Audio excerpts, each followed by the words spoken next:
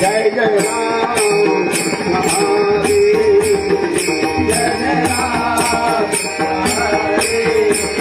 हरे जय जय राम हरे जय जय राम हरे जय जय राम हरे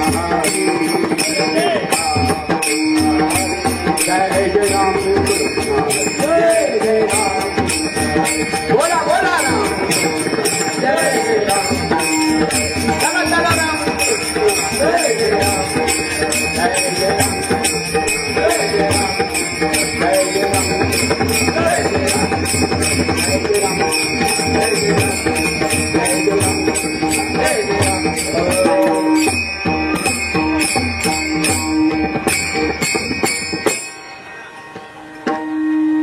रूप पाहता लोचनी सुख झाले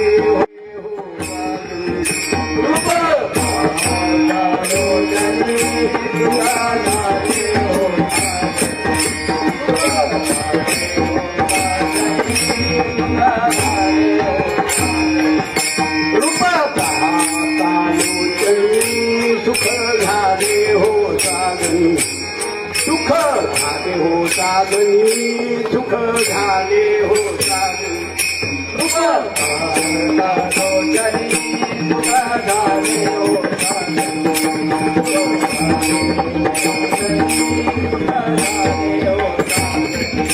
तुहा विठ्ठल भगवा तुहा माधव तुहा माधव भगवा तुहा माधव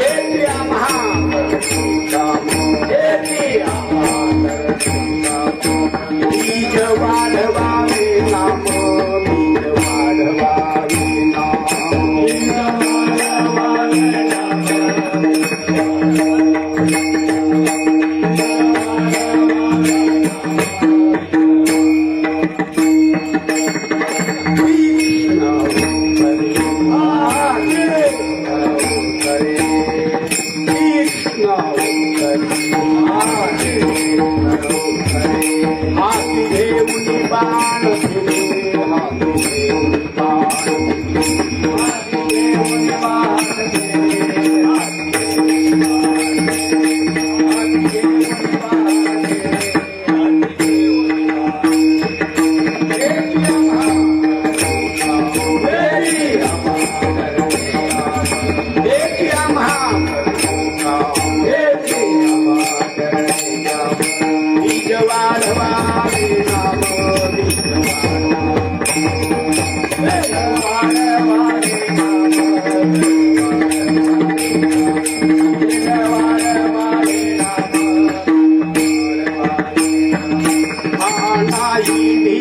बाण फिरे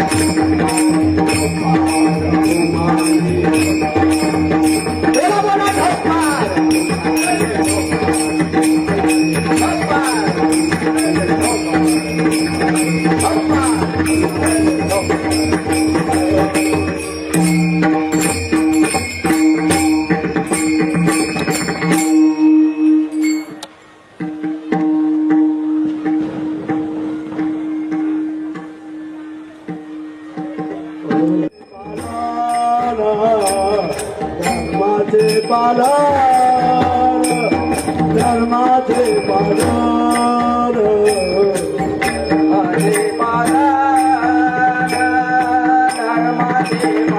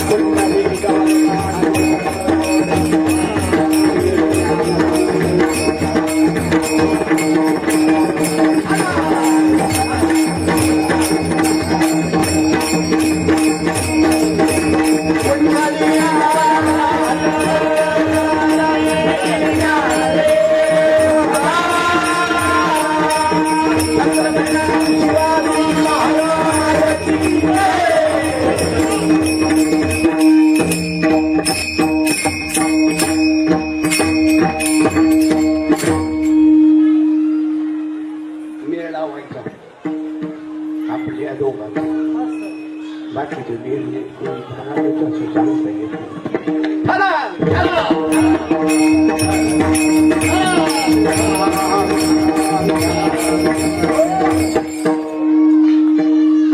प्रस्तुत या ठिकाणी शालावाद जगद्गुरु तुकोबाराय बीजोत्सव छत्रपती शिवाजी जयंती असा समन्वयानं 3 दिवसाचा उपक्रम आहे.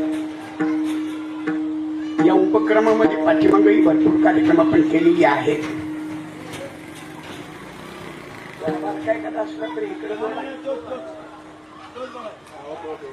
आमच्याकडे आला आणि तुमच्याकडे पुन्हा काय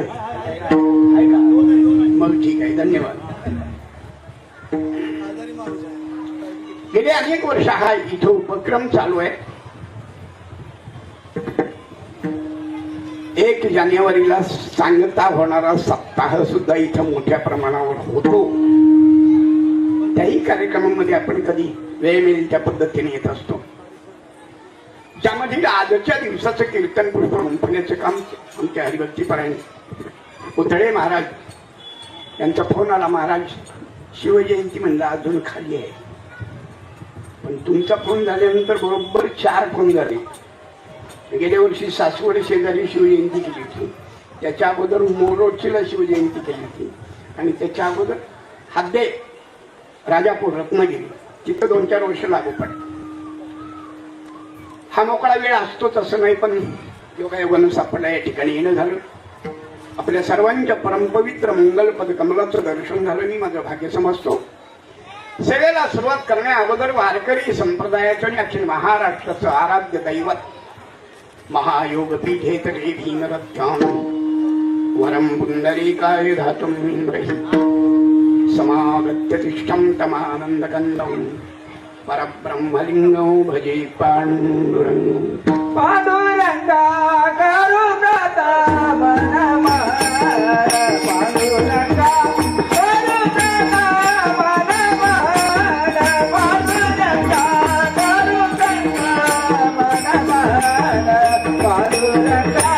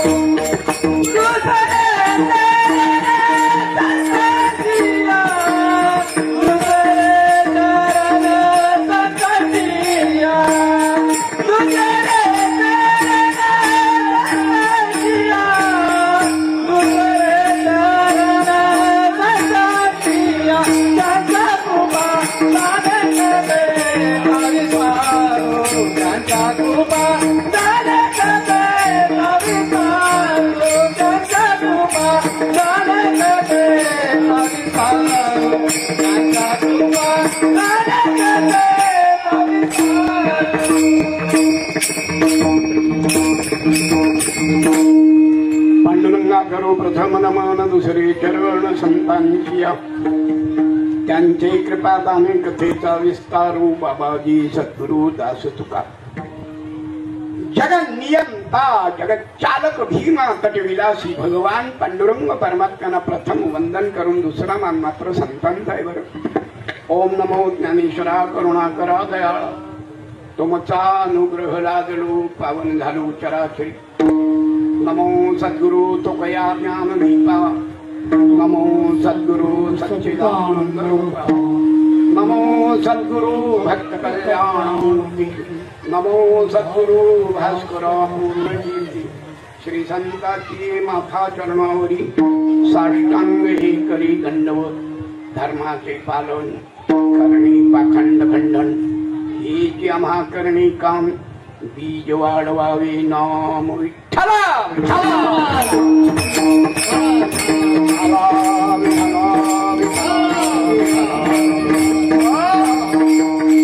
प्रस्तुत सेवेकरता निवडलेला अभंग जगद्गुरु जगद्वंद्य जगन्मान्य विषय विध्वंस कवीर वैष्णव देहू निवासी श्रीमंत साधू श्री तुकाराम महाराजांचा 4 चरणाचा पवित्र आणि गोड अशा प्रकारचा अभंग.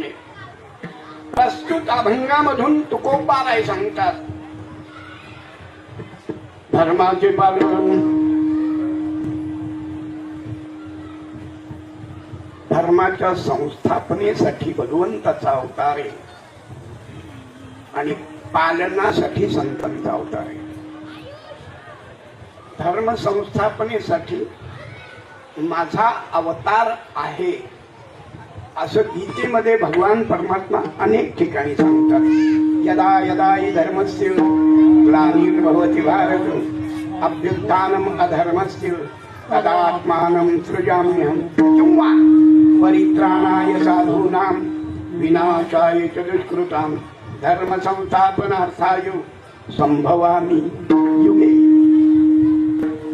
भगवंताच्या अवताराचं प्रयोजन संतांच्या अवताराचं प्रयोजन फारसं भिन्न नाही.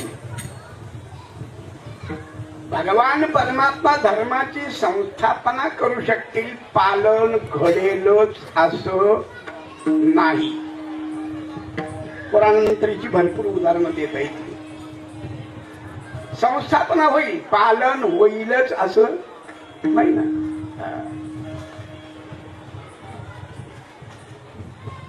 असं करू का? हा चालतंय का?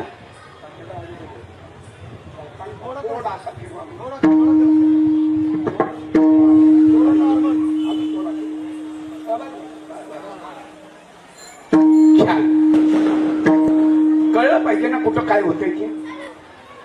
आम्ही आरडायचो, तुम्ही साथ करायची, लोकांना काहीच कळायचं नाही म्हणल्यावर काय उपयोग होते? कळण्यासाठी ते सगळे भगवंताच्या अवताराचं प्रयोजन आहे, तसं संतांच्या अवताराचं सुद्धा प्रयोजन आहे. बरं, भगवान परमात्मा धर्माची संस्थापना करतील, संत महात्मे धर्माचं पालन करतील. भगवान परमात्मा आणि संत यांचा समन्वय साधत बसलो तर कदाचित त्याच्यामध्ये कीर्तन सुद्धा संपून जाईल वेळापुरापुढे. संतांच्या अवताराचं प्रयोजन आम्ही वैकुंठवासी आलो याची कारणाशी बोलिले जे ऋषीसाच भावी वर्ताया साधू संतांचे मार्ग आढळून भरले जे उच्चिष्टाचा भाग शेष उठला तसे यासाठी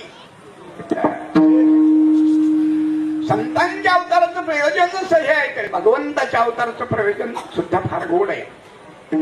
दोन्हींचा समन्वय म्हणजे धर्म आहे. धर्म वेगळा नाही. धर्माबद्दल भरपूर बोलता येईल. हल्ली धर्माविषयी काय काय बोलतात, मला तिकडे जायचं नाही, माझा तो विषय नाही, म्हातारपणी मार सोसायचा नाही.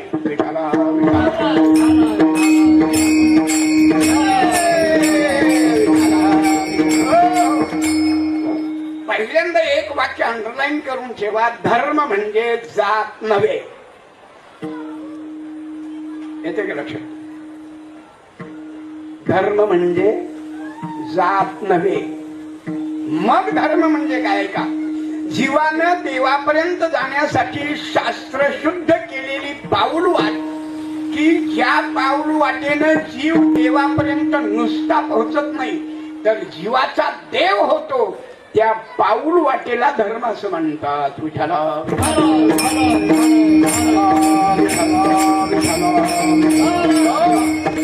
या पाऊल वाटेवर कोणते टप्पे आहेत, कशा प्रकारे आपण सिद्धीला जातो हा विस्ताराचा भाग आहे. वेळ मिळेल तशा पद्धतीने आपण जाऊ. हो आत्ताशी उभा राहिला आणि वेळ मिळेल तसं म्हणतोस म्हणजे अवघड आहे घड्याळ.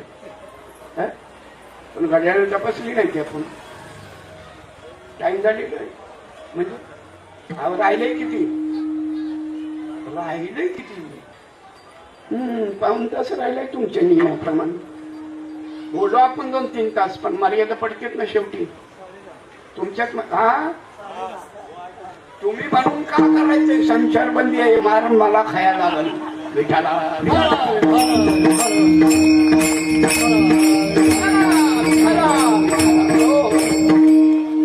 काय सगळ्या गोष्टी सांभाळाव्या लागतात. आपण काय मोकळच आहे, उद्या इथंच आहे. उद्या संध्याकाळी बसणार म्हणजे परवा दिवसाचा कार्यक्रम सापडला. त्यामुळे चिंता करायचं नाही काम नाही. त्यामुळे मी रात्रभर सुद्धा बोलू शकतो. तर छत्रपतींच्यावर किती बोलायचं ते जवळजवळ सगळ्यांना माहिती आहे. 7-7 दिवस 3-3 तास बोलणारा माणूस आहे.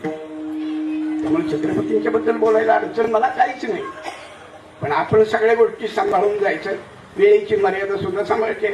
अगदीच नाही म्हणलं तर 15-20 मिनिटं अर्धा तास इकडे तिकडे होऊ शकतो. उगीच आपलं चालू केलं म्हणून 9 वाजले ते 11 वाजेपर्यंत चालत नाही. 11:30 वाजतील एखाद्या वेळेला. विठ्ठला विठ्ठला.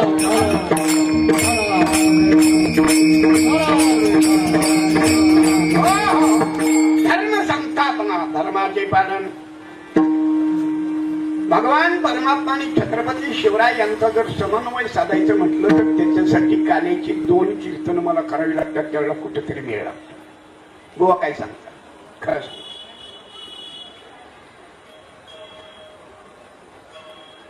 जिजाऊ आईसाहेबांच्या उदरामध्ये भागवताचं आणि ज्ञानेश्वरी किंबहुना गाथा या सगळ्या सर्व वेदांच्या शास्त्रांचं संकलन आईसाहेब जिजाऊ मातोश्रींनी छत्रपती उदरामध्ये असताना याचं चिंतन मांडलेलं आहे. काय मूल कसं जन्माला येणार आहे हे आईला अगोदर कळतं. बुवा डोकं फिरले का? फिरलं म्हणून फेट्यात आवरून बांधले.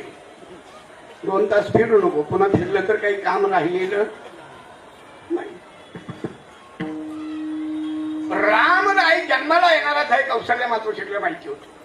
आणि रे धनुष मारीन रावण, लंका विभीषणा देईन कधी राम जन्माईच्या अगोदर.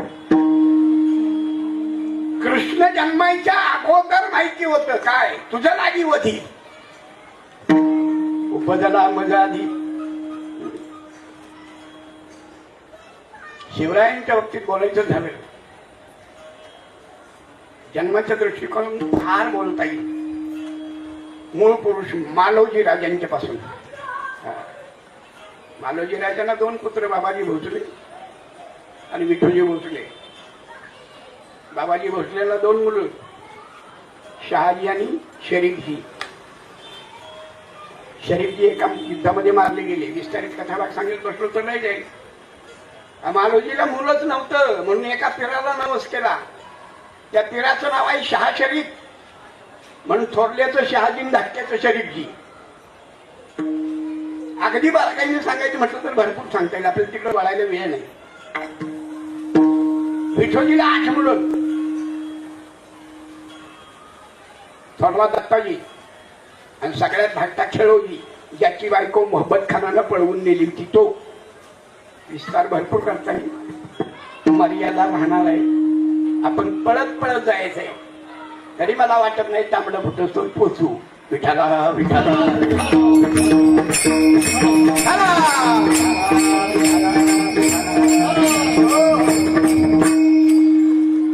जागीरदार आहेत कृष्णेश्वरचे. कृष्णेश्वरचं मंदिर आहे ना ते शहाजी राजांनी बांधलेले, याचा उल्लेख आहे. त्याचा जीर्णोद्धार केलाय काय तेव्हा नाही वळत तिकडं. शहाजी राजे खरंच राजासारखे वागले, राजासारखे होते. आणि एकूण स्वराज्य संस्थापनेची संकल्पना जर कोणाची असेल तर शहाजी राजांची. शिवाजी राजे कळायचे असतील तर शहाजी राजांचं चरित्र वाचा. 3 वेळेला शहाजी राजांनी म्हणजे स्वराज्याबद्दल प्रयत्न केलाय. फार मोठा कडवा विरोध आहे त्यावेळेला. 5 इस्लामी सत्ता महाराष्ट्रामध्ये राबता येणार आहे. प्रत्येकाच्या ठिकाणी शहाजी राजे सरदार म्हणून सेवा केलेलीच आहे. याचं कारण आहे काय, त्यांचं राजकारण जाणून घेण्यासाठी ही सेवा केली शहाजी राजे. शहाजी राजांच्या बाबतीत बोलायचं झालं तर स्वराज्याचा पहिला प्रयत्न फसला म्हणून दुसरा निर्माण केला. मूर्तिजा निजामशाही, निजामशाह मेला. आता सुलतानशाही त्याच्यामध्ये घुसेल म्हणून शहाजी राजे स्वतः गेले. त्याचा मुलगा मूर्तिजा म्हणून त्याला मांडीवर घेतला आणि ते स्वराज्य निर्माण करण्यासाठी केलेला प्रयत्न 2 वर्ष टिकला. शक्य झालं नाही. उत्तरेकडून मोगलांनी आक्रमण केल्यानंतर विजापूरचा आदिलशाह मजबूत अशा प्रकारचा या भागातला माणूस पाहिजे म्हणून शहाजी राजांना बोलावून घेतलं आदिलशाहच्या ठिकाणी. विस्तारित कथा भरपूर आहे.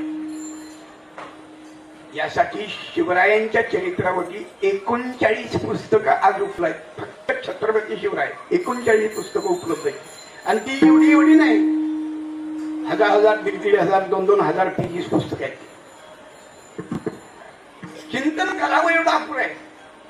शहाजी राजे कळाले की शिवाजी राजे कळतात आणि शिवाजी राजे कळाले की संभाजी राजे कळतात. हे विशेष आहे. विठाला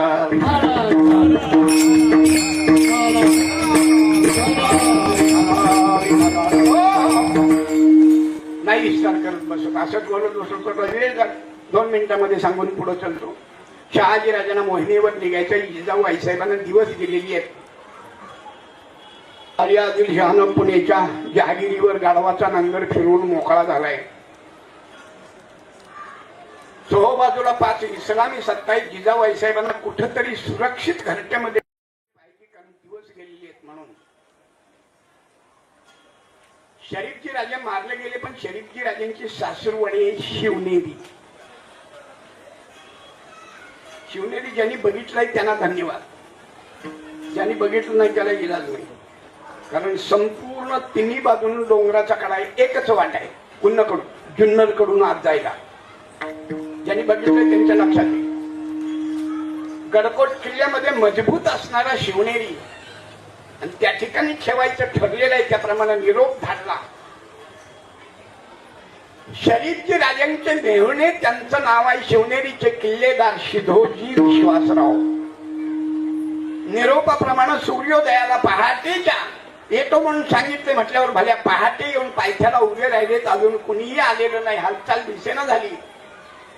आणि या वेळेला काळजीत पडलेल्या शिधोजी विश्वासरावांनी गडाकडे पाहिलं तर 2-3 मावळे पाठीमागून उतरून येताना सांगतात, राजे चिंता करू नका, शहाजी राजे आले. कशावरून? जुन्नरकडे पहा, धूळ उडते. सूर्योदयाला म्हटल्याप्रमाणे आले. दोघांचं स्वागत झालं, भेटी गाठी झाल्या. सगळी मंडळी गडावर गेली. 2 प्रहरची जेवण खाणं झाली. खासे महालामध्ये शिधोजी विश्वासरावांना शहाजी राजे सांगतात, उद्या मला मोहिमेवर निघायचे, आपल्यावर एक जबाबदारी टाकतो. कोणती?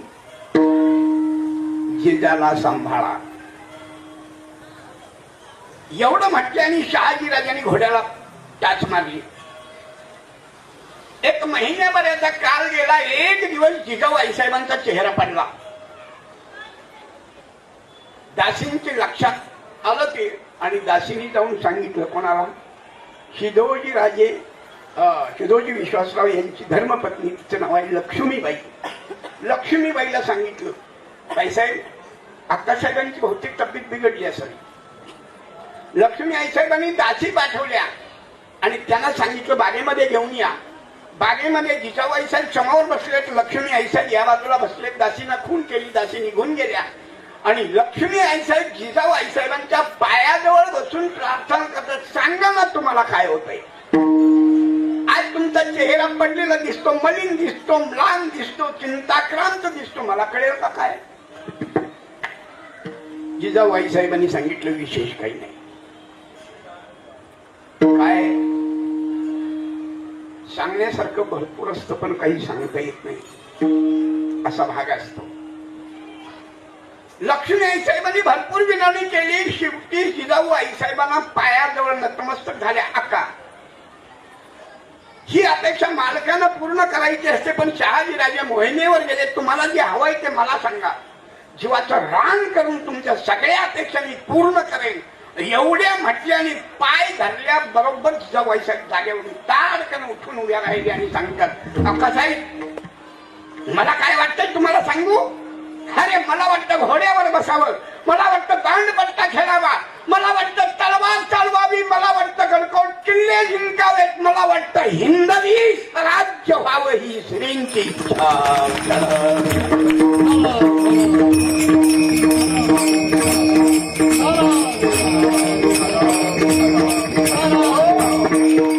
का सांगतो मी? तुम्ही ऐकलं नाही का कधी? ऐकले ना, पण पुन्हा पुन्हा का सांगावं लागतंय? मुलं सुसंस्कृत पिढी जन्माला यावी असं वाटत असेल तर निश्चित प्रकारे एकच करा, ज्यांना मुलं झाली त्यांची गोष्ट सोडून द्यावं. ज्यांना होणार आहे त्यांच्यासाठी विचार सांगतो. नवरा बायको दोघांनी गर्भाधान संस्कार नावाच्या ग्रंथाचं चिंतन करा. वर्षभर तुम्ही योग्य आचरण करा. अरे जन्माला येणारं मूळ सत्वगुणी जन्माला आलं पाहिजे. नारदाच्या गादीवर सांगतोय विठ्ठला.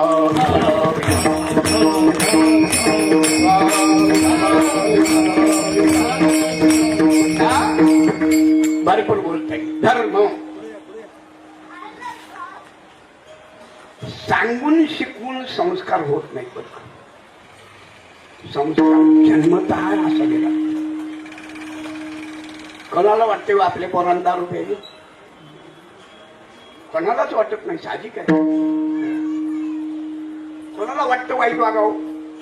आपल्या मुलांनी वाईट वागावं असं कोणालाच वाटत नाही, तरी पण वागली जातात. याचं कारण काय? याचं कारण पूर्वाश्रमी आपण त्यांच्यावर योग्य संस्कार करू शकलो नाही, ही एक चूक. आणि समाजामध्ये वावरत असताना मुलांच्यावर आपलं लक्ष नाही, ही दुसरी चूक आहे.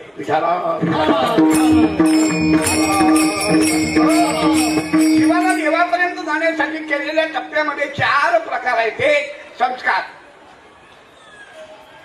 संस्कार कधी? मूळ जन्माला आल्यावर संस्कार होतात नाही असं नाही, पण गर्भापासून ज्यांच्यावर संस्कार झालेले ते वाया जातात. संस्कारानंतर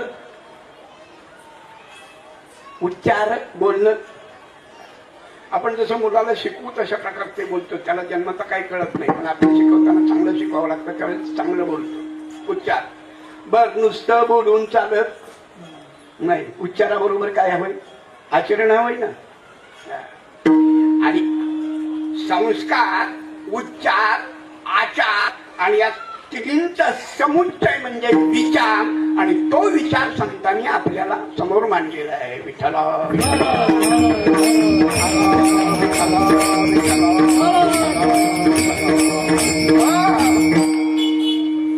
एकूण तुकोबारा या ठिकाणी प्रतिपादित करतात धर्माचे पालन.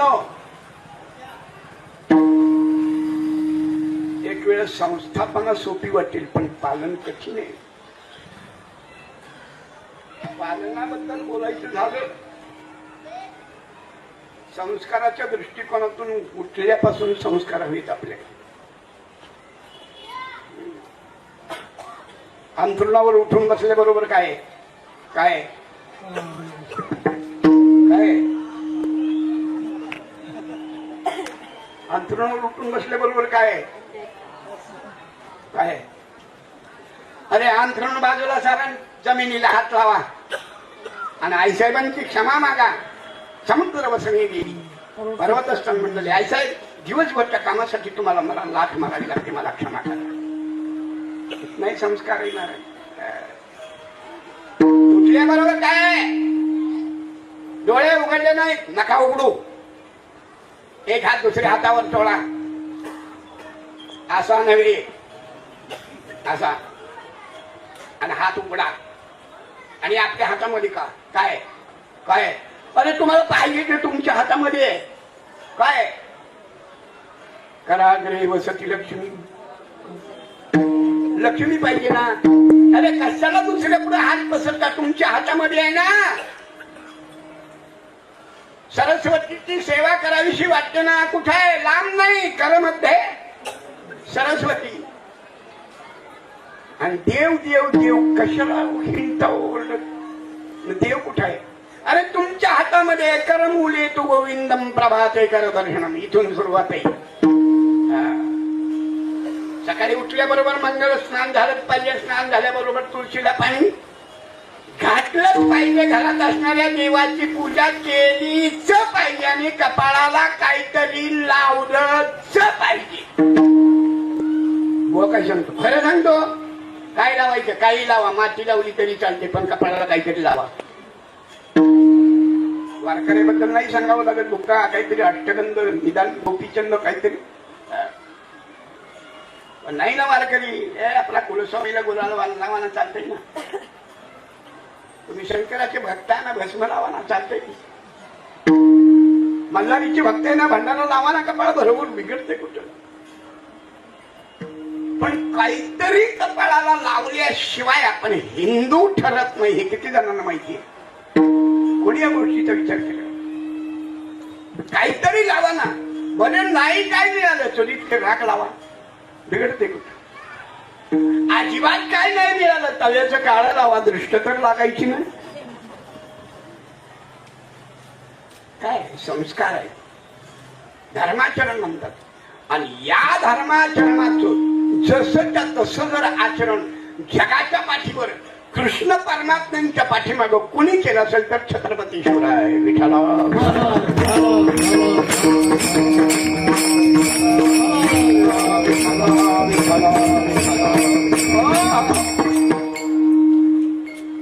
कालेच्या कीर्तनामध्ये या दोघांचा कायमस्वरूपी समन्वय साधण्याचा नुसता प्रयत्न करतो. भगवान गोपाल कृष्णाने धर्माची संस्थापना केली, छत्रपती शिवरायांनी स्वराज्याची संस्थापना केली. भगवान गोपाल कृष्णाने कंस, चाणूर, मुष्टिक आदी सर्व राक्षसांचा वध करण्यासाठी लहान लहान गोकुळातले सर्व गोपाळ एकत्रित केले आणि गवळ्यांची सेना निर्माण केली. छत्रपती शिवरायांनी 5 इस्लामी सत्ताबरोबर लढण्यासाठी लहान लहान मावळे एकत्रित केले आणि या मावळ्यांची एक सेना निर्माण केली की ज्या सेनेनं 5 इस्लामी सत्तांना हैराण करून स्वराज्याची संस्थापना केली. भगवान गोपाल कृष्णाच्या 3 राजधान्या, 1 गोकुळ, 2 मथुरा, 3 द्वारका. छत्रपती शिवरायांच्या 3 राजधान्या, पहिली तोरणा, दुसरी राजगड आणि तिसरी रायगड. रायगडाची बांधणूक जी आहे ना ती जशीच्या तशी भगवान गोपाल कृष्णाच्या मथुरेतल्या राजधानीसारखी आहे. तुला काय सांगता? द्वारकेची राजधानी बुडलेली आहे ना, आजही बुडालेली द्वारका म्हणून प्रसिद्ध आहे. जे कोणी तिकडे गेले असतील, द्वारका, बेट द्वारका, बुडालेली द्वारका, 3 द्वारका आहेत. बुडालेल्या द्वारकेचं जर वर्णन पाहिलं तर आहे तसं आता सुद्धा समुद्राच्या तळाला जाऊन पाणबुडीच्या साह्यानं पाहता येतंय. भगवान गोपाल कृष्णाच्या कालचं एक नाणं सापडलंय, त्याच्यावर एका बाजूला भगवान गोपाल कृष्ण बासरी वाजवत आहे आणि दुसऱ्या बाजूला वासरू गाईला दूध पिते अशा प्रकारचं एक नाणं सापडलंय. कुठं कुठं? समुद्राच्या तळाचं सांगतोय, 5,500 वर्षापूर्वीच. द्वारका बुडालीच नाही म्हणणारा तर काय सांगावं. 5 किलोमीटर लांब आणि 5 किलोमीटर रुंद अशा प्रकारची चौकोनी द्वारका आहे. 4 बाजूला भव्य अशा प्रकारची द्वार आहे की शिखरासहित आजही तशा अवस्थेत बुडालेली आहे. महाराज एकाच वेळेला पृथ्वीवर उलटा पालट झालेली नाही, हजारो वेळा पृथ्वी समुद्रामध्ये बुडालेली आहे. एका वेळेपुरतं नाही मर्यादित. आता ती वेळ जवळ आलेली आहे, पण कधीही अजून नक्की ठरलेलं नाही. कारण कली अवतीर्ण झालेला आहे या गोष्टीला 5,000 वर्ष झालेली आहेत, पण 42,000 वर्षाचं आयुष्य कली गाठल का नाही हे सांगता येत. कलीचं आयुष्य किती? कलियुग 42,000 वर्षाचं आहे, त्यापैकी 5,000 वर्ष झाली तर माणूस इतका सुधारलाय. भगवंतांनी अवतार घेतल्याशिवाय कोणत्याही भगवंताचं मंदिर झालेलं नाही. पण अवतार होण्या अगोदर आता कलीचं मंदिर बांधकामाला सुरुवात झाली म्हणजे आपण नक्की कुठं पोहोचलो हे तारतम्यानं ओळखायला हरकत नाही. वेळ घालवत नाही, वेळ माझ्याकडे नाही. विठाला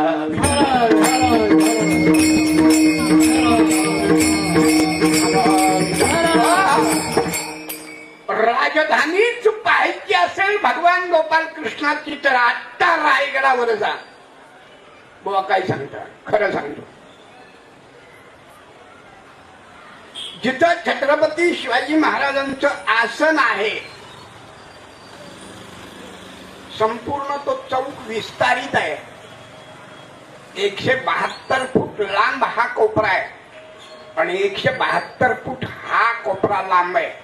भोवताली संपूर्ण तटबंदी आहे, पण महाराज सिंहासनावर ज्या ठिकाणी बसत त्या ठिकाणी उभं राहून हळू आवाजात बोललो तरी त्या कोपऱ्यातल्या माणसाला स्पष्ट ऐकायला यायला पाहिजे.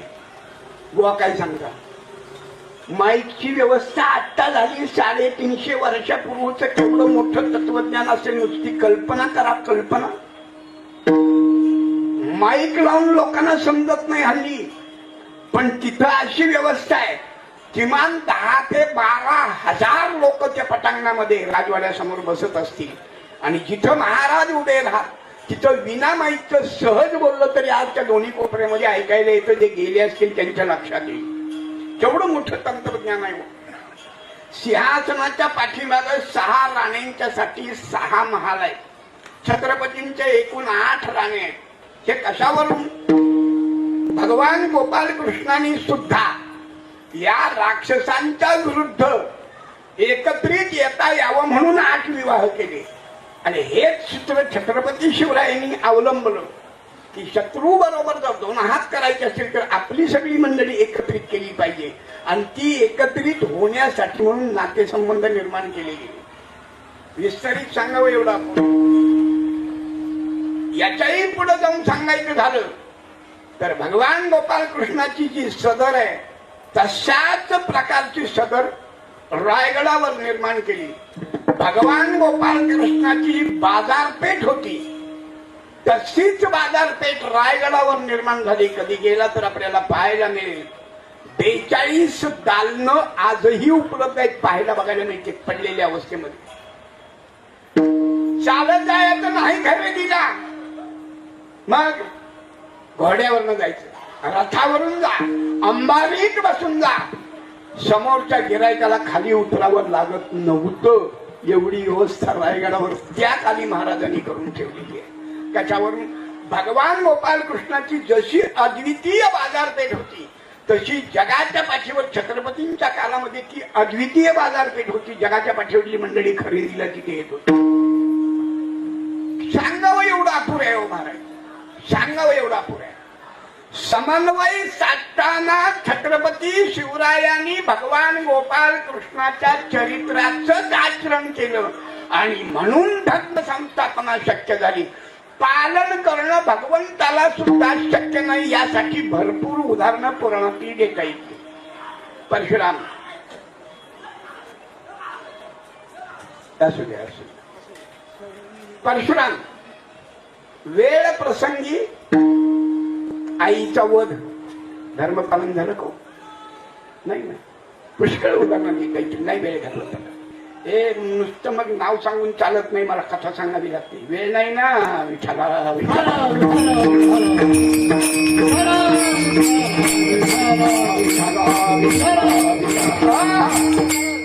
धर्माचे पालन, एक गोष्ट लक्षात ठेवा. आपण धर्म पालन करतो,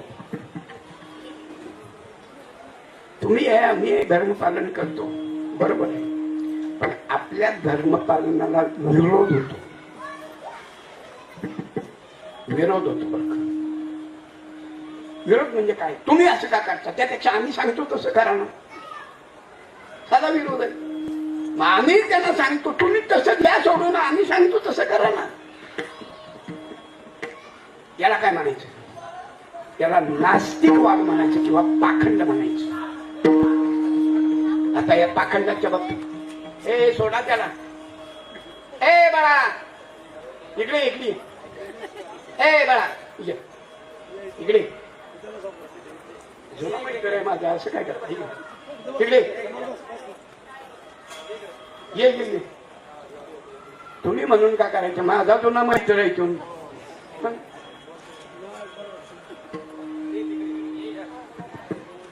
अरे वा वा वा वा वा.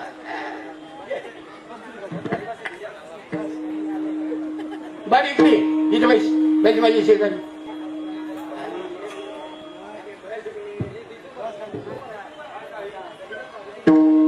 असू दे, असू दे.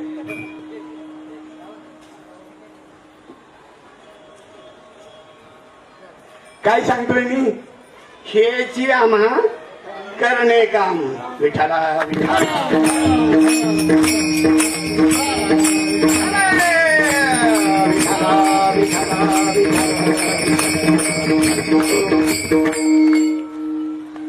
विरोधाला विरोध म्हणलं की विरोध वाढत जातो.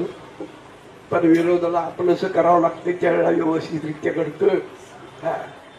मला सांगा, या माणसाला कोणी समजावल्यावर थांबला असतो? तुम्ही. हा, तुमचं त्यांची तेवढी माझ्यासारखी असेल म्हणून. हा, मला माहिती आहे. प्रत्येक कार्यक्रमाच्या वेळेला ह्यो आता मला पहिल्यांदा भेटला नाही, आज नाही तर भेटल्यानंतर मिठीच मागणं लागत. महाराज कवशाला आता बर संध्याकाळी मी येतो बर का. ये बा, हेच या महाकारणे काम. बीज वाढवावे नाम. पाखंड याचा अर्थ नास्तिकवाद. त्यांच्यामध्ये देव नाही याची भावना नाही. ऐका, लक्षात घ्या. देव नाही अशी हो म्हणणारी माणसं पुष्कळ आहेत, पण तीच माणसं मानणारी आहेत, म्हणणारी नुसती नाही. फक्त तुमच्या समोर मला बोलता येत नाही म्हणून मी बोलत नाही. तुम्ही नाही म्हणताय ना, मग मी नाही म्हणतो. मी मानतो पण नाही म्हणतो. याला काय म्हणायचं? याला पाखंड म्हणायचं. आता पाखंडाच्या मताचं परिवर्तन करायचं झालं तर शंकराचार्यांनी मंडन मिश्राचा दृष्टांत पाहावा लागेल, पण फार मोठा आहे बरं का. त्यामुळे 1 तासाचा तरी वेळ खायची. पाखांड्याचं मत शंकराचार्यांनी मंडन मिश्र यांचा संवाद पाहायला पाहिजे. मंडन मिश्राचं मत शंकराचार्यांनी कसं बदललं. मंडळी वाचत नाही तुम्ही. वाचायचं झालं तर शिवलीलामृत वाचा. 14 अध्यायापर्यंत आपण वाचतो, 15वा मुद्दाम वाचत नाही. काय मला बी कोणतं कळलं नाही. मी मात्र जाणून बुजून वाचला. त्यावेळेला मला कळालं मंडन मिश्र आणि शंकराचार्याचा संवाद आहे. कधी वेळ मिळाला तर जरूर वाचा. मंडन मिश्राच्या मताचं खंडन शंकराचार्यांनी कसं केलं. आता मंडन मिश्र मध्ये सामान्य नव्हता. 6 शास्त्र 18 पुराण वेद उपनिषद मुखोद्गत होता. आणि त्याहीपेक्षा त्याची बायको विद्वान होती. तिचं नाव सरस होती. मंडन मिश्र हारले. थोडक्यात सांगतो. मंडन मिश्र हारले आणि सरस्वती बाई आल्या शंकराचार्यांना नमस्कार करून सांगितलं, माझे पती हारले हे कराय, पण तुम्ही जिंकला हे मान्य नाही. काय याला म्हणायचं बायको नाही तर राहायची म्हणून. मंडन मिश्राच्या बायकोनं शंकराचार्यांना सांगितलं काय, माझे मालक हारले हे मला मान्य आहे, पण तुम्ही जिंकला नाही. शंकराचार्य म्हणजे कसं काय म्हणजे अजून तुमच्या प्रश्नाची उत्तरं देण्याची सामर्थ्य माझ्याजवळ आहे. काय पाहिजे. आणि तिने सांगितलं मी निकाल देणार नाही, मी पतिव्रत आहे, निकाल तुमचा तुम्ही बघायचा. तिने 2 फुलांचे हार आणले आणि दोघांच्या गळ्यात घातले. आणि तुम्ही एकमेकांच्या शंकांचं निरसन करा, पण मी सांगते त्याप्रमाणे निकाल लागेल. कसा? तुमच्या दोघांच्या गळ्याचे हार घातले, त्याच्यातला ज्याच्या गळ्यातला हार सुकेल तो हारला. काय विद्वत आहे म्हणलं सरस्वतीबाईची. आणि खरंच दुसऱ्या दिवशी सूर्योदयापर्यंत वाद चालला आणि शेवटी मंडन मिश्राच्या गळ्यातला हार सुकला. त्याला शंकराचार्याला दोघांनीही लोटांगण घातलं आणि क्षमा मागितली. आम्ही चूक झाली आमच्याकडून, पण शंकराचार्यांनी फार मोठा अधिकार दिलाय त्या सरस्वतीबाईला. सरस्वतीबाईला सांगितलं तुम्ही हारला नाही, मग प्रत्यक्ष तुम्ही सरस्वतीच व्हाल म्हणून मस्तकावर हात ठेवला. म्हणून त्या सरस्वती मंदिराची अजूनही पूजा चालू आहे.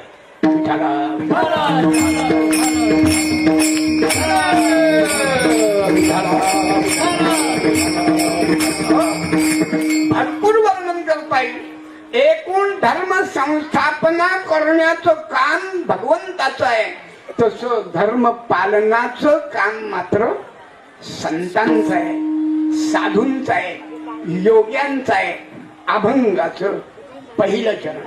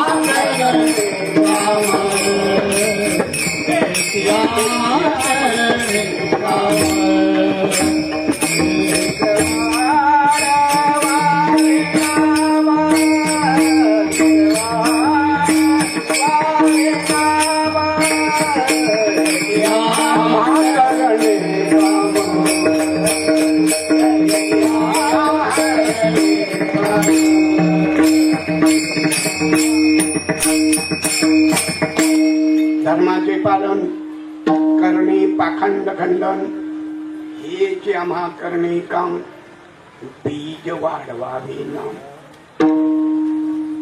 करणे पाखंड खंडन काय काय सांगू? शाहिस्ती खान सांगू, अफजल खान सांगू, पन्हाळगड सांगू, काय सांगू? हा कुठलंही सांगायचं झालं तर 2 तास लागणार आहे. पण काय काय लागलं आहे? विठाला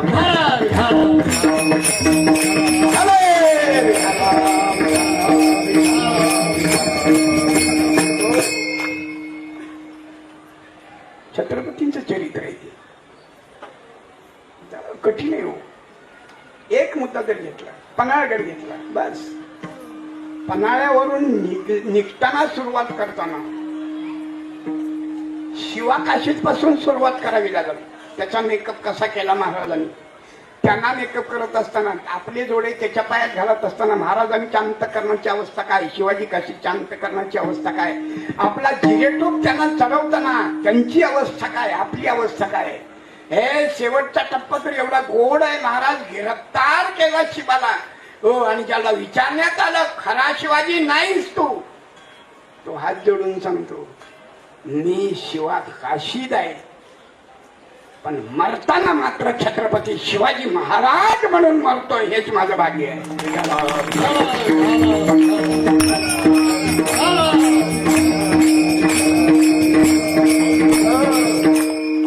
एक एक वाक्य सांगितलं तरी 2 तास पुरायची नाही. तू खिंड बघितल्यानंतर लक्षात येते ग कुठली, विशाळगड आणि पन्हाळ्याच्या मध्यंतरी जी खिंड आहे ज्याला पावन खिंड म्हणतात, बाजी प्रभू देशपांडे पाहण्यासारखं ठिकाण. शेवटपर्यंत शिडी असून माझं उतरण्याचं झालं नाही. शिडी आहे लोखंडी खाली तळात उतरायला, पण शिडी असून खाली उतरण्याचं धाडस नाही झालं. अरुंद आहे, फार तर 10 फूट रुंदी किंवा 15 फूट, पण एवढ्यावर सगळा गनिम अडवला होता. आणि बाजी आणि फुलाजी दोनच योद्धे खिंडीच्या तोंडाला होते. राजानं सांगितलं तुम्ही पुढे जा. राजाने सांगितलं बाजी तुम्हाला सोडून मला पुढे नाही जाता येणार. बाजीने सांगितलं राजे लाख मेले तरी चालतील, पण लाखाचा पोशिंदा वाचला पाहिजे. हे काय का किती सांगत असता. राजाने हात जोडून सांगितलं बाजी आम्ही चलतो बरं, पण एक लक्षात ठेवा, विशाळगडावर गेल्याबरोबर पहिला तोफेचा आवाज या तुम्ही सुरक्षित पोहोचलाय हे कळाल्याशिवाय या खिंडीतून एकही गनिम वर नाही जाऊ देणार. ज्यावेळेला तोफेचा आवाज झाला त्यावेळेला माझे राजे सुखरूप पोहोचले म्हणून प्राण सोडलाय. तोपर्यंत छातीवर लागलेले बाण जे होते ना तसेच होते. बाजीने एका बाजूला घेऊन गेलेली होती. बाजी प्रत्येक वेळेला तोफेचा इशारा झाला का, तोफेचा इशारा झाला का. तोफेचा इशारा ऐकला, माझे राजे सुखरूप पोहोचले आणि बाजीनं आनंदानं प्राण सोडला. हे एक नाही हो, बरंच सांगता येईल, बरंच सांगता येईल. काय काय सांगा एवढ्या थोड्या वेळामध्ये 1-1.5 तासामध्ये काय काय सांगा. हे क्षमा करणे काम, कोणतं काम स्वराज्य संस्थापनेचं काम छत्रपती शिवरायांनी केले आणि तुकोबरायांनी हेच काम केलं. कोणतं बीज वाढवावे ना, मऊ बोलून चालत नाही. खरं सांगतो बरं मला, लय मऊ जर बोलायला लागला तर तुमच्या ढुंगणाला दोस्तार कुणीही ठेवणार नाही.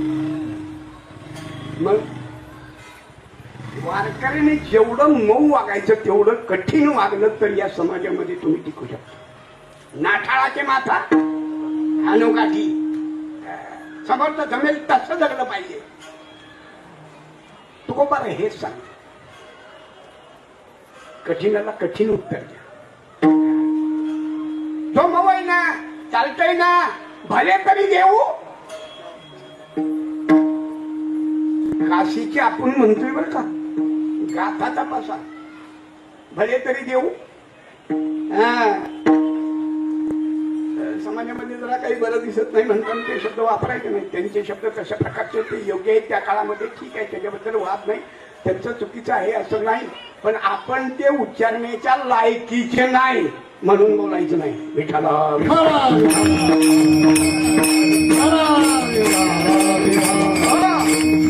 अरे कठीण बोलावं लागतं, मग बोलून चालत नाही. वेळ प्रसंगी भांडण सुद्धा करावं लागतं.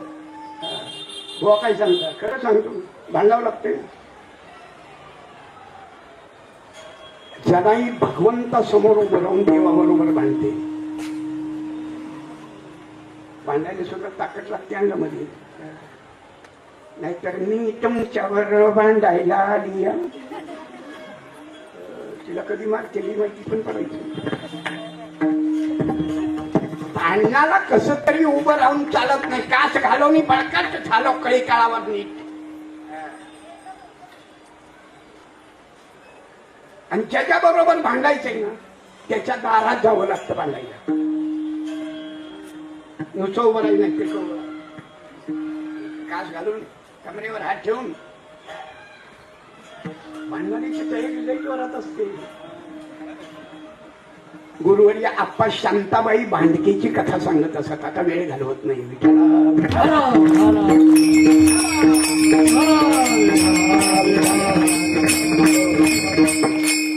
कोण भांडायला उभं राहायचं नाही आई साहेब कुठं पांडुरंगाच्या समोर.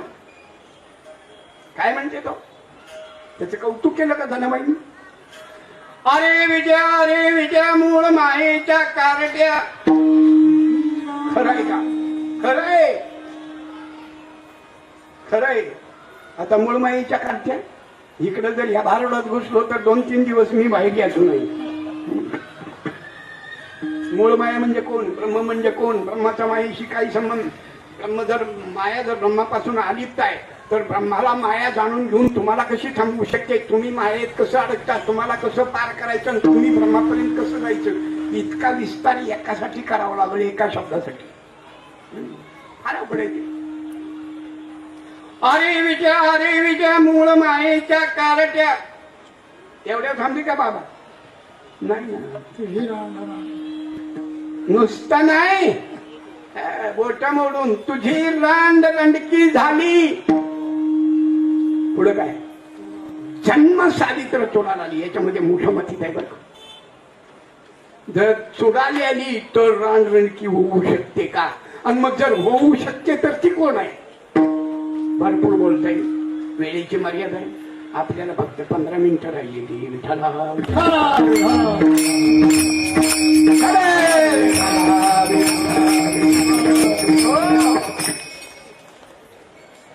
एवढ्यावर नाही थांबली हो. कुठे उभी राहिली, कुठे उभी राहिली? देवाच्या समोर उभी राहिली. आणि नुसती आतापर्यंत बोलत होती पण आता शिव्या द्यायला सुरुवात केली. उभी राहो नि अंगणी, शिव्या देते दासी जणी. भांडण करावं लागतं, भांडण केल्याशिवाय देव बी मिळत नाही. येडे हो, भजन करून मेले पण देव स्वप्नात बी आला नाही. काय उपयोगाचं आहे? त्याला भांडायलाच पाहिजे त्याच्या बरोबर. तेवढी ताकद आपल्यामध्ये पाहिजे ना. एवढं कठीण बोलता आलं पाहिजे. तीक्ष्ण उत्तरे. मग संतांच्या जवळ काही धनुष्य आहे का, बाण आहे का, तलवार आहे का, हत्यार आहे काय? काही नाही. मग समाज बदलतो यासाठी ते काय वापरतात? काय वापरतात? शब्दांचेच बाण वापरतात. हाती घेऊन बाण फिरी. कोणते बाण? शब्दाचे वाग्बाण ज्याला म्हणतात. त्या वाग्बाणानं समोरच्याचं परिवर्तन करणं. आम्हाला हेच करायचंय. हेच आम्हा करणे काम, बीज वाढवावे ना. याबाबत नुसतं नाही सांगत तो खूप. कारण बोलताना सुद्धा मोठा आहे, त्याला कसं बोलायचं? हा लहान आहे, याला जोड्यानं मारलं तरी चालतंय. नाही, सगळ्यांना सारखाच नियम. नाही भीड भार द नाही, नाही भीड भार. कोणासाठी? तुका म्हणे साना थोर, लहान थोर सगळे सारखेच. समाज उद्धारण्यासाठी म्हणून वापरलेले शब्द सगळ्यांच्यासाठी सारखेच ऐकणार आहेत. हो, लहानासाठी वेगळं नाही, मोठ्यासाठी वेगळं नाही.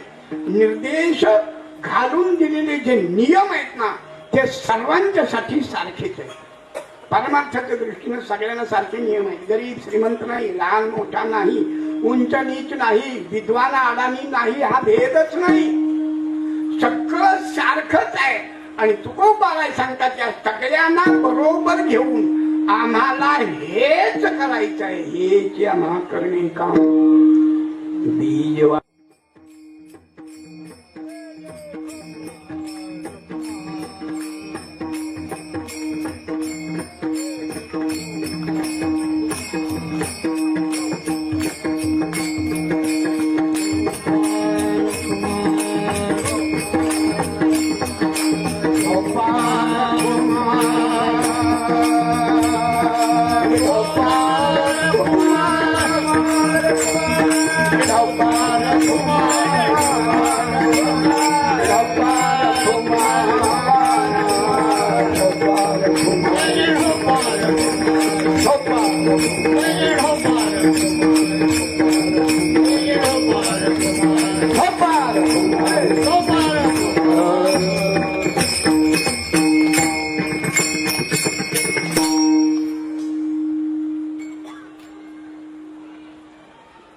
बेहलोर खाना बरोबर झालेल्या युद्धामध्ये नेताजी पालकर विजयी झाले खरंय, पण बेहलोर खानाला जिवंत सोडून दिला याची खंत आहे राजांच्या अंतःकरणामध्ये.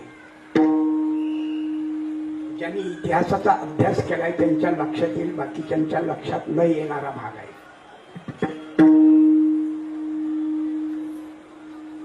नेताजी पालकर बेहलोल कानाला सोडून देतात हे राजांच्या लक्षात आलं. राजे नुकतेच आग्र्यावरून सुटून परत आले. काळ कोणता आहे बघा लक्षात येईल. मिर्झा राजे जयसिंगच्या सांगण्यावरून राजे आग्र्याला गेले. विस्तार नाही सांगत, तरी पण आपला काटावा लागणार आहे.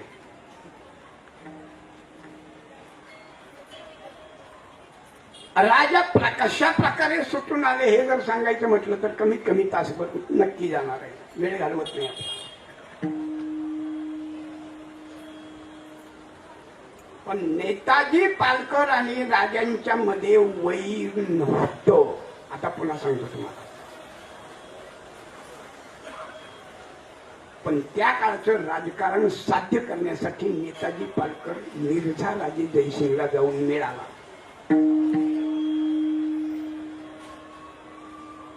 मिर्झा राजे जयसिंगने दुसरी चाल केली. एक शिवा सुटला म्हणून काय झालं, शिवाजीच्या तोडीचा दुसरा शिवा सापडला. कोण?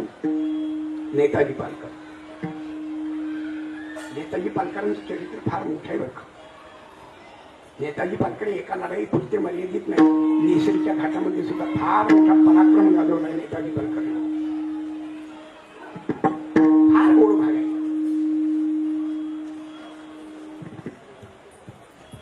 नेताजी पालकर तिकडं गेलेला कळाला की काय झालं कोणास ठाऊक, पण दिलेर खानानं चाल खेळली. नेताजीला गिरफ्तार करून आग्र्याला पाठवून दिलं. नेताजींच्या बाबतीत प्रति शिवाजी महाराज म्हणत असे, एवढा युद्धाला निपुण गडी होता. पण काय करता, फसल्यावर फसला ना. तिथून सुटून स्वराज्यामध्ये येण्यासाठी पुष्कळ प्रयत्न केला. पण औरंगजेबाच्या दरबारात गेल्यानंतर एक विचित्र घटना घडली. नाईलाजाने त्याला इस्लाम धर्म स्वीकारला. त्याचं नाव ठेवलं मोहम्मद कुली खान. त्याची बायका मुलं दिल्लीला बोलावून घेतली. त्यांच्यावर सक्ती केली नाही तुम्ही धर्मांतर करा म्हणून. पण नेताजी पालकरावर एवढी करडी नजर ठेवली, हा पुन्हा महाराष्ट्रात जाता कामाचा नाही. फार मोठा प्रयत्न. एक वेळ तर असं आलं, हा पुन्हा पुन्हा पळून जाण्याचा प्रयत्न करतो म्हणून त्याला काबूल कंदाहारचा सेनापती बनवला आणि तिकडं पाठवलं. पण इकडं महाराष्ट्रातला गोंधळ जास्तच वाढला आणि हे काही आपल्याला आवडत नाही म्हणून माघार जाणारे मिर्झा राजे जयसिंग यांना बऱ्हाणपूर मुक्कामी त्यांचाच सहकारी असणारा सरदार दिलेर खानानं विष पाजून मारलं. वेळ घालवत नाही, वेळ कमी आहे. आणि मग महाराष्ट्रामध्ये ऐन बंडाळी वाढलेली आहे.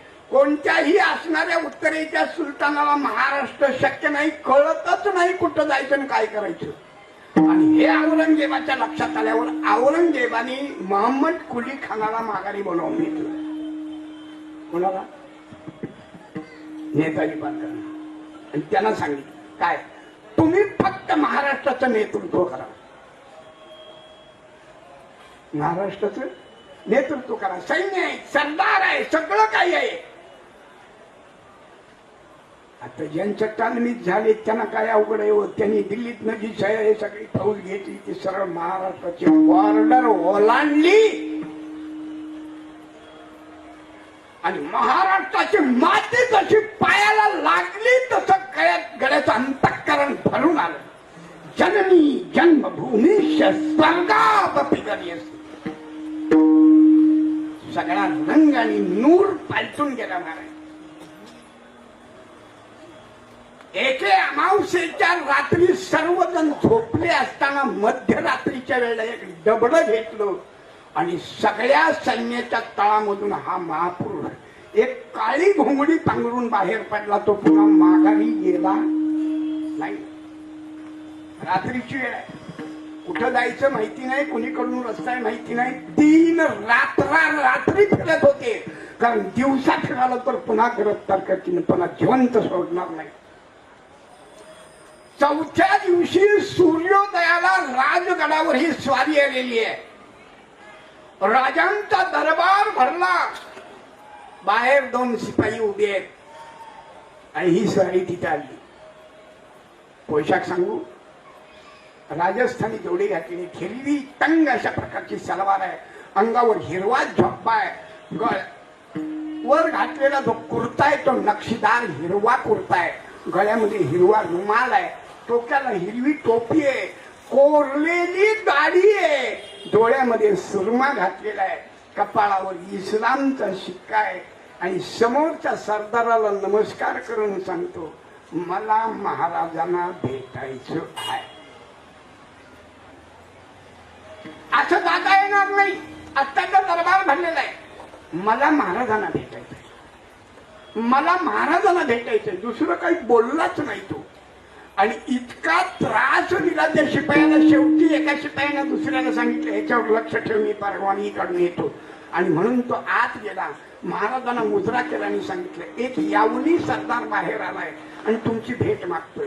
वर्णन कसं आहे सांगितल्याप्रमाणे त्यांनी वर्णन केलेलं. पायामध्ये रेशमी अशा प्रकारचा पंजाबी जोडा घातलाय, राजस्थानी जोडा घातलाय, तंग सलवार आहे, तंग झबा आहे, वरती नक्षीदार हिरवा कुर्ता आहे, कपाळावर इस्लामचा शिक्का आहे, कोरलेली दाढी, डोळ्यामध्ये सुरमा, डाव्या हाताला तलवार आहे, उजव्या हाताला शेल्यामध्ये खंजीर खोचलेलं आहे. राजाने क्षणभर विचार केला आणि सांगितलं, द्या पाठवून. महालाच्या 4 पायऱ्या चढून वर आले, मान खाली घातलेली आहे, डोळ्यातून आसवांच्या धारा वाहतात, संथ पावलानं शांत मुद्रेनं दरबाराच्या मध्यावर आले.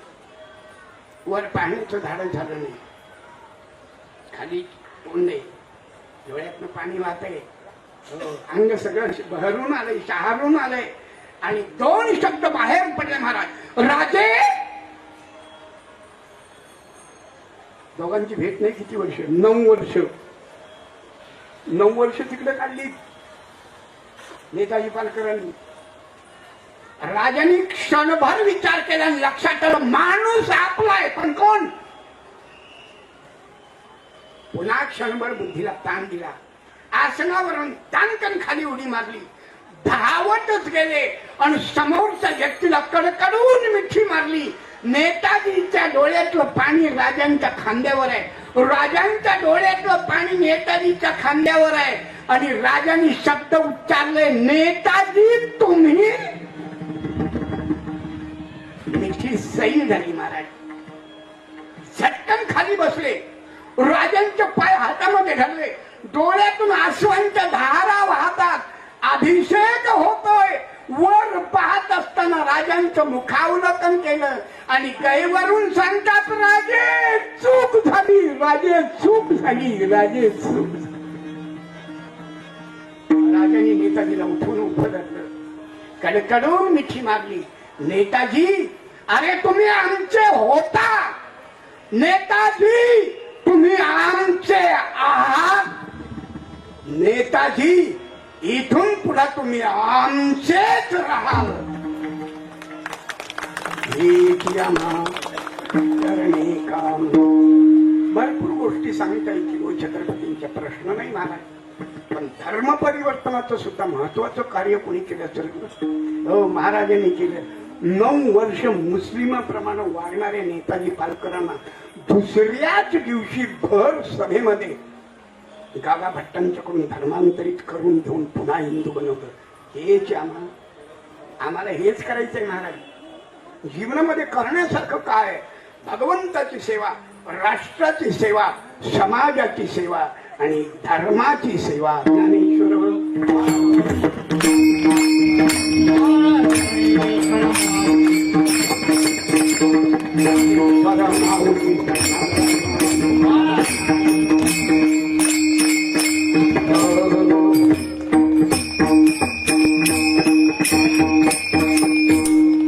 तीक्ष्ण उत्तरे हाती घेऊन पाहणं फिरे.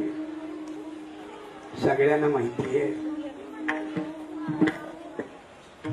औरंगजेबाच्या वाढदिवसानिमित्त सगळे मांडलिक राजे आग्र्याला बोलावलेले आहे. मिर्झा राजांनी तोच मुहूर्त साधून छत्रपतींना आग्र्याला पाठवलेलं आहे. विस्तारित नाही सांगत, कारण बरोबर 10 वाजलेले आहेत. तरी सुद्धा मगाशी सांगितल्याप्रमाणे 5-10 मिनिटं जातील, जास्त वेळ घेणार नाही. आणि तुम्ही सहकार्य केलं तर तांबडं फोटोस्टोर मी मोकळाच आहे. अशी काय अडचण नाही. चला,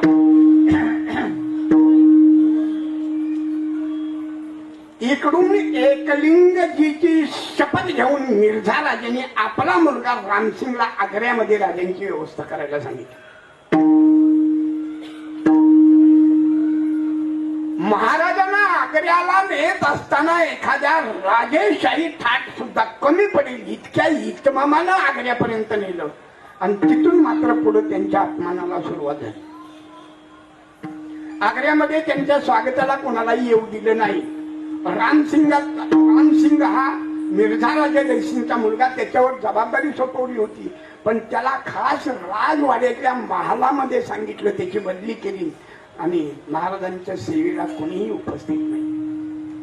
कोणीतरी एका शिपायाला पाठवून दिलं आणि त्यांनी आपल्या महालामध्ये त्यांची व्यवस्था केली. हा भाग 2 आहे. दुसऱ्या दिवशी सकाळी 10 वाजता काहीतरी वाढदिवसाचा कार्यक्रम होता.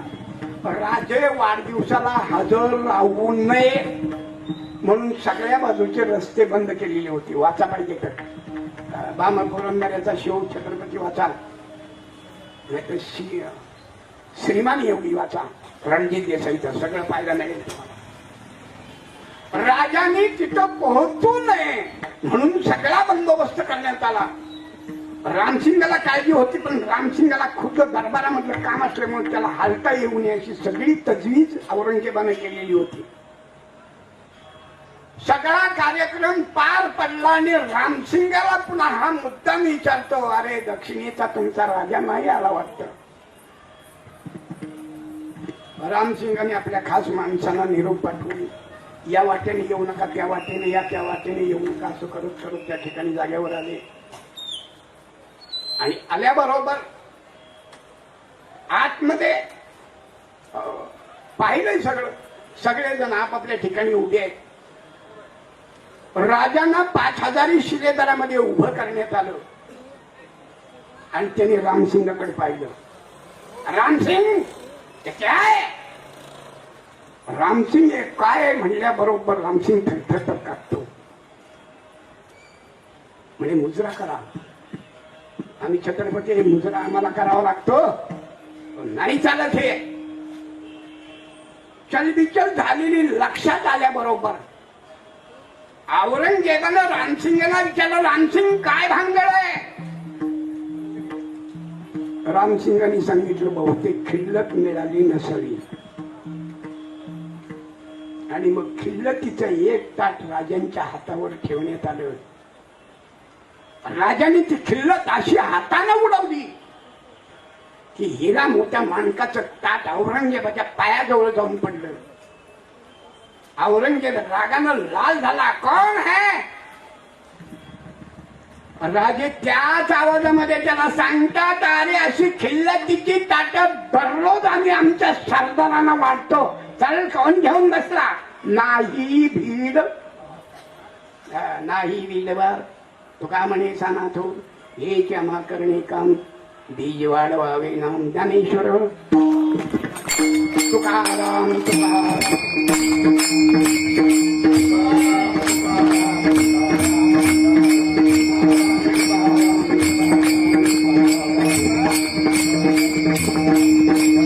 पुंडलिक वरदा हरिहर श्री ज्ञानदेव तुकाराम.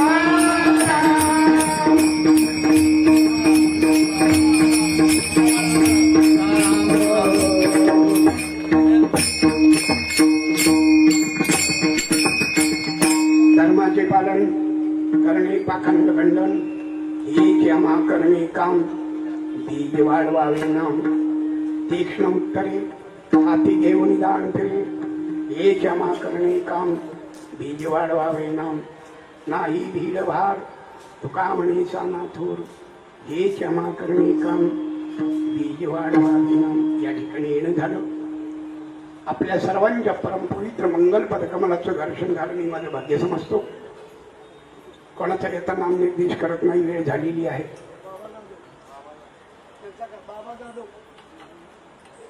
काय या ना पुढे कोणतरी बोला ना. असं काय करता?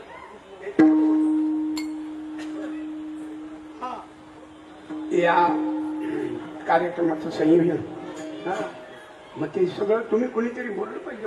बरोबर हा बरं ठीक आहे. आपल्या सर्वांचे या विभागाचे प्रमुख कार्यकर्ते बाबासाहेब जाधव यांच्या नियोजनानं हा उपक्रम चालू आहे. त्यांनाही धन्यवाद देतो.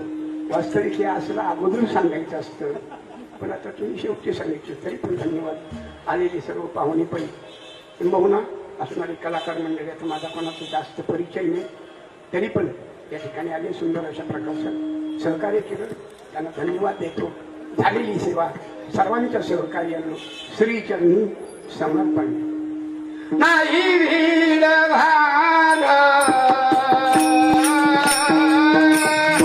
नाही भीड भाग नाही भीड भाग नाही भीड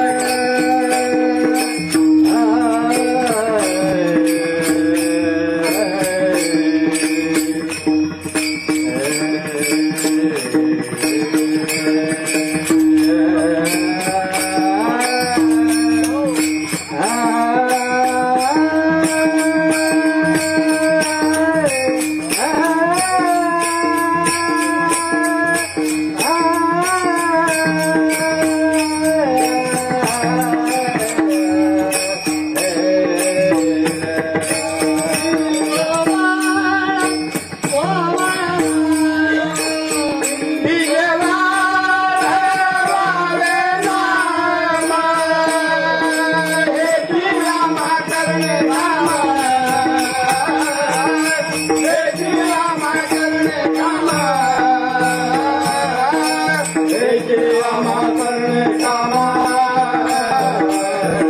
हे जे आम्हा करणे कामा करणे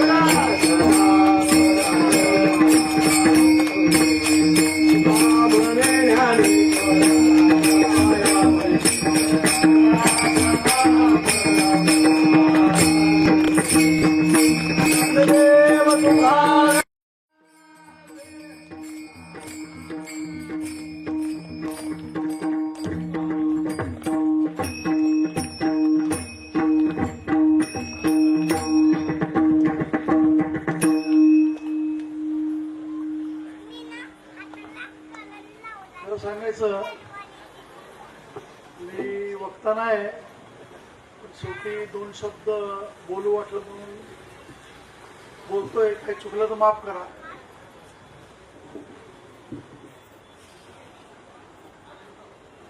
श्री सिद्धिविनायक मित्र मंडळ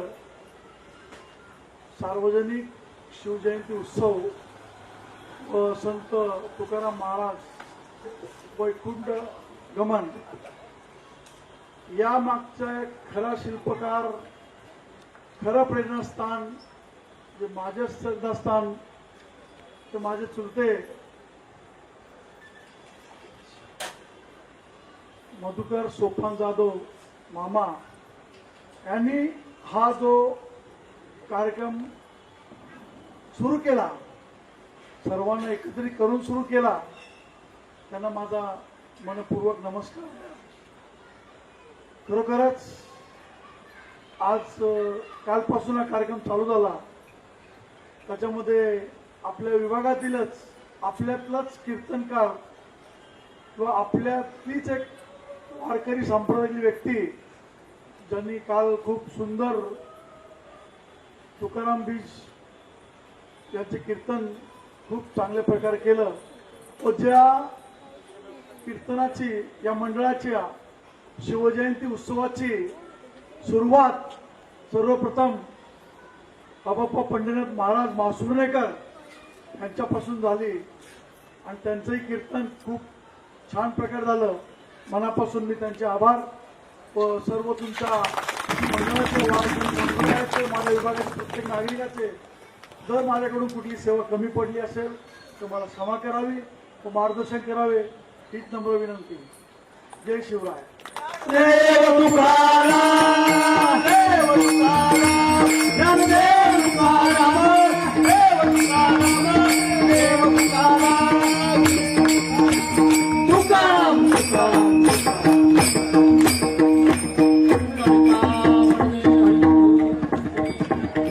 पुंडलिकावर देव हर विठ्ठल श्री ज्ञानदेव तुकाराम पंढरीनाथ भगवान की जय. छत्रपती शिवाजी महाराज की जय.